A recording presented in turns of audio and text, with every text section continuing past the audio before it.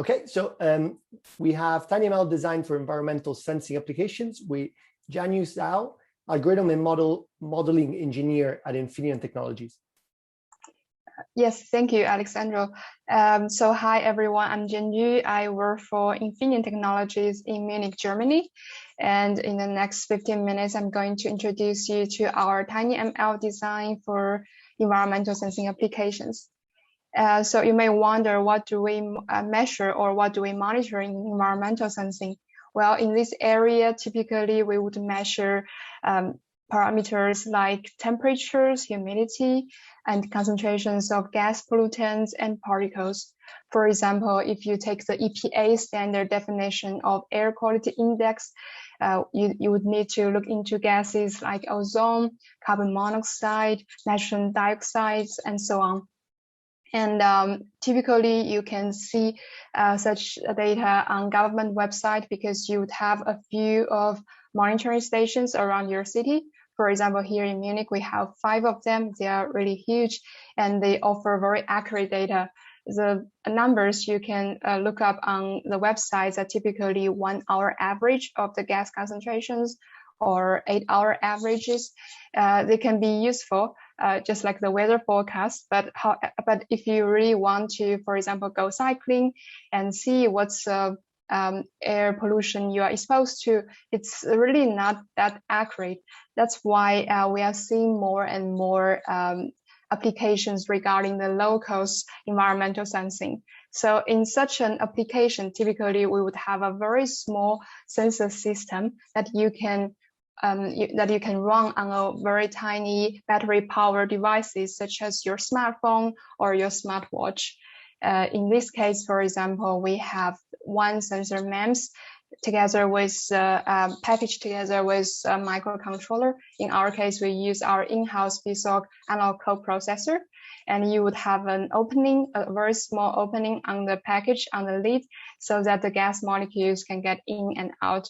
And if something suddenly happens and the air pollution suddenly increases, you would get a warning, for example, from your device. And this can be useful in many different situations because, as we already mentioned on the last slide, the city level monitoring is too coarse, and the fine granular sensing can be useful in many situations. For example, if we consider indoor environment, it can be useful to control your ventilation system or your air condition. It can also be used in air purifiers so that they can be operated in a more efficient way. And if we consider outdoor application, for example, if you go out and jogging, you may want to have, know if the route you choose is really the route that is not polluted that much. Also you can apply to your drive to work. If it's really too much pollution, you may want to consider rerouting. If we have a lot of such sensors working together, we can generate pollution heat maps of cities so that the government or the city management team can also be informed which neighborhoods need to be improved. So these applications are all built on the top of such a smart device, and we would need an algorithm in this case to translate the sensor signals into gas concentrations or AQI values, air quality index values.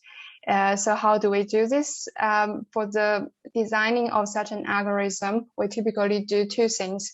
So we first need to collect the data and train the model. So that is something we call the algorithm development. This is done in Python, and typically you'd have a lot of frameworks to help you, such as TensorFlow or PyTorch or Keras and so on. And then after you get a best performing model, you would want to deploy it on a microcontroller so that you would have everything within one package, and you don't need to design the algorithm once again on the mobile phone. And as you can probably feel, there is a drastic change of hardware platforms. So in our case, for example, we choose the algorithm development on computer clusters because there you have a lot of computational resource, and you can also do a lot of hyperparameter optimization. And at the end, you need to deploy such an algorithm on a tiny microcontroller where you have really limited computational resource. So in the next 2 slides, I'll show you more details on how we achieve this transition. So the algorithm development. First, as you probably all know, for machine learning or data analysis, first you need to collect the data. So in our case, we need to collect the data in the lab because we really don't, so in the field of gas sensing, we really don't have reliable reference devices in the field, in open air. You might recall that we mentioned monitoring stations, but to be honest, they just give us 1 hour average, and we really want to achieve higher frequency than that. That's why we do this in controlled environments so that we know how much gas we have, how much, for example, nitrogen dioxide or how much carbon monoxide we have in this gas mixture. And in the lab, we also have equipment that help us analyze the gas mixtures so that we have very high frequency labels. This is, of course, very challenging because we would really want to simulate all the possible use cases in the lab. That requires a lot of effort to design the measurement protocols. But after all, we managed to do this, and we collected a lot of data from our lab. And then we need to extract the features from our raw sensor signals, and then we will need to design the models for it. We actually also started with classical machine learning approaches, just like decision trees or a random forest, as already mentioned by other speakers earlier. But at the end, we still found neural network more useful or more efficient in terms of memory usage, also in terms of accuracy performance. So we design the network here, and then we train the model, and we optimize the model. So the best we found at the end was a gated recurrent unit because it can exploit the time properties of the time series data we have, and it can also keep the memory footprint within the budget. Here I have an example of the network we use. It's relatively simple, as you would imagine, because it's an M0 core. Also because this task is not as complicated as the image processing tasks. So we only have 2 hidden layers. We have one GRU, and which works with the time series data. It looks back in history. It looks back in time a few minutes, for example, 5 minutes or 10 minutes as you want. And then it transforms this signal into 20 hidden units. The dense layer would then convert these hidden values, hidden figures into, for example, 2 concentration values if it's 2 gases that you want to estimate.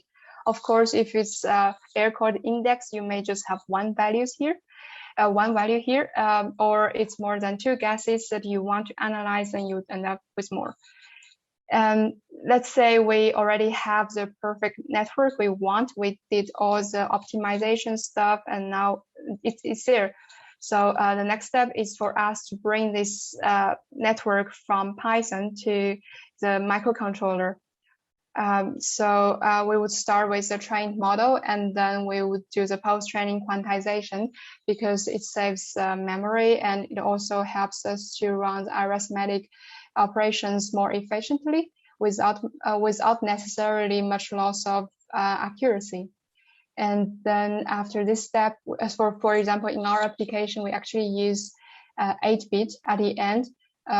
We didn't go for even smaller sizes because we have a regression task, not like many of the classification tasks. So we do want to achieve still reasonable accuracy at the end with the gas concentrations. And then after the quantization, we will generate some C code, which basically describes the neural network architecture and also initialize the network parameters. Together with the already developed C inference library, we would be able to predict or perform the inference on completely in C. And we can simulate the performance already on the PC. If there is something not perfect, for example, if overflow or underflow happens, we can always go back and fine tune, for example, the position of the binary points in our layer-wise quantization. It's also possible that if 8-bit is completely not reasonable in your case, no matter how you tune the position of the binary point, you can say, okay, let's just go for the 16-bit. So at the end, we would have the deployable firmware, which you can embed into your microcontroller. So at the end, in our case, the flash usage was 27 kilobytes, while the SRAM usage was 3.5, which makes it fit our Pitstock analog coprocessor. It's really tiny, and I also want to mention that besides neural network, which is of course the most time-consuming part for this microcontroller, it also does the sensor control, the signal measurement, the buffering of all these time series signals, as well as the communication with the PC or whatever testing device you're using. It's definitely very, very challenging, especially because if you consider all the talks before, they were all targeting M4 right here, but we have M0. Of course, the network size is also smaller, but we have a Jianyu and we need to deal with a lot of buffering data. That's also the reason why we kind of couldn't use the off-the-shelf solutions like, for example, TensorFlow Lite Micro, because it's really just too big for our system. I mean, we don't have any operation system here, so we have to have our C code run on bare metal. So we managed to do this. We developed our own Python and C library from scratch, and it turned out to be quite efficient. And whenever we need to update the model, or we need to fine-tune the model for specific applications, we could just run this process once again very quickly, and we don't need to write things from scratch again. Oops.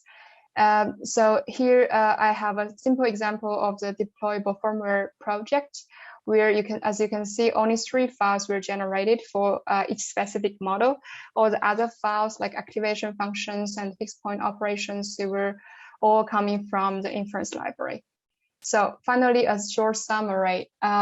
First, as you probably already feel yourself, there are more and more concerns regarding the environmental parameters, and we are really seeing a lot of applications coming up in this area. And machine learning techniques definitely help us a lot in analyzing of complex sensor behaviors. And our team specifically, we find Jianyu the most helpful because it can look back in history. And after some network quantization and code generation, we managed to deploy this gas sensing algorithm on an M0 plus core. Last but not the least, this deployment toolchain can also be reused for similar sensor applications, so that we don't need to reinvent a wheel once again. So that's basically my presentation. I hope I didn't use too much time. And if you have any question, I'll be more than happy to answer. Thank you, Jianyu. So we got 2 questions in the chat. I'll get you to answer one, and then maybe you can go in the chat and answer the second one, or not chat, sorry, the Q&A box. Yeah, I already see it. Yeah. So so I'll ask you this one. How long did it take you to develop and tune your C code model? So you mean each implementation, or the whole development of the toolchain? I guess so the question is general. So I would say, how long does it take to maybe I'll rephrase it to how long does it take to develop one application in your flow? So if we consider the development, it's definitely very time consuming because you need to fine tune the algorithm also for the specific hardware. But with regard to the deployment, if you so when we started, I think it took us a few months to develop the C library itself. But afterward, with every new model, it's really just a couple of minutes. Okay. You will have the C code at the end. Awesome. And feel free to add maybe more details to the question. Sure. Thank you very much. So much. Thank you, Jianyu. Thank you so much for your presentation. It was great. I would like to acknowledge again our sponsors. The sponsors are the ones that actually made having a free registration for everybody possible, starting by Newton.ai, who is innovating into the automated tinyML domain, who's also our premier sponsor. Next, we have the executive sponsors. We have ARM, which, as you know, builds from both the software and the hardware foundations for tinyML. We have Edge Impulse, who is advocating strongly, as you all know, for tinyML available to all of the developers. And of course, Qualcomm, who is working as, among other perception, reasoning, and action, and edge and cloud devices in various sectors, such as the Internet of Things, automotive, and mobile applications. And Sentient, who is moving artificial intelligence from the cloud to the edge, which, as you have seen today, it's quite now the trend nowadays. Next, we have our platinum sponsors, Infineon, part of your life, part of tomorrow. We have seen a few of their projects that they work today. We have Reality AI, who is working also in pre-built edge AI sensing modules and tools. Next, we have our gold sponsors. Latent AI is the first one who works on adaptive AI for the intelligent edge. Then we have SenseML, which works on building smart IoT sensor devices from various data. And last but not least, our silver sponsors, EMEA from Israel, Greenwaves, HOTC, Magimop, Quixo, Seed, Studio, and of course, ST Microelectronics. I would like to thank everybody that stuck around until now, and I hope to see everybody tomorrow at 4 o'clock Central European Time